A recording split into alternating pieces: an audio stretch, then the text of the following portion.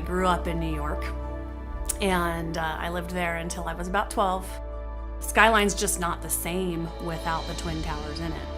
And to this day, if I go to New York City and I look to the location where they were, you still expect to see them there. September 11th, 2001, I was at a study abroad experience in Queensland, Australia. And we were watching American football. We'd found a Broncos game. We were very excited about that. So we were watching that. It was the game that Eddie McCaffrey blew his leg out in. And then this footage came on and interrupted our game of one of the Twin Towers getting hit with the plane. And we were kind of annoyed that they were interrupting our football game. I remember thinking, God, I know you're in control, because you always are, but what is happening? Why did you do this? What are you thinking? What good can come out of this? I was in Malta working with some of our missionaries when 9/11 occurred. I was staying in a Libyan Arab-owned hotel, of all places. It was very heartbreaking for me to hear the comments of people and to see the cheering in the streets and the comments in the hotel. The American people deserved this.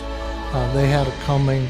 I was on active duty in the Air Force in Northern California, a base called Travis Air Force Base. I was a physician there.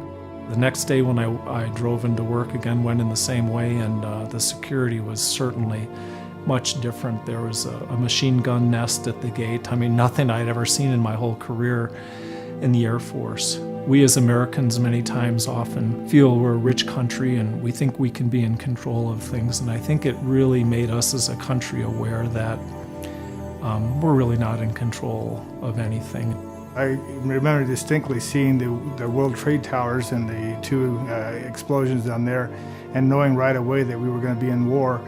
I was mobilized about 3 days there afterwards and went down and started working in Colorado Springs, getting ready to get Marines on active duty.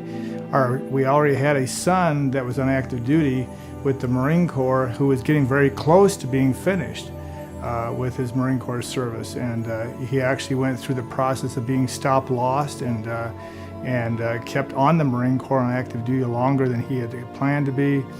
And then went off to, was part of the first Marines ever to go into Iraq. Back then when you went to DIA, you had to go through all the concrete barriers and the little security gates to get in. And all those were boarded up except for one, and there was a single guard there, and I was the only car coming and going, just because there were only a few of us out there working. It's the silence that was somewhat deafening, because you look up and the sky is just blank. And you knew that no planes were flying, and we didn't know when that was going to happen again. I was in Newark with a business partner, and we finished our meetings earlier than planned on the 10th. We finished early. So I tried to convince one of the business partners who lived in San Francisco to go to the airport and see if we could get on a flight.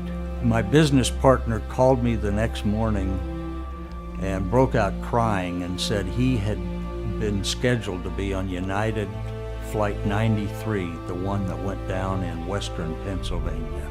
He was trying to give me credit for saving his life, but I know that it was the Lord's intervention, so we both prayed and praised the Lord for what he had done.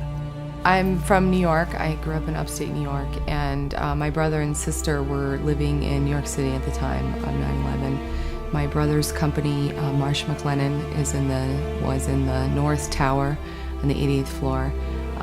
They lost 350 employees that day.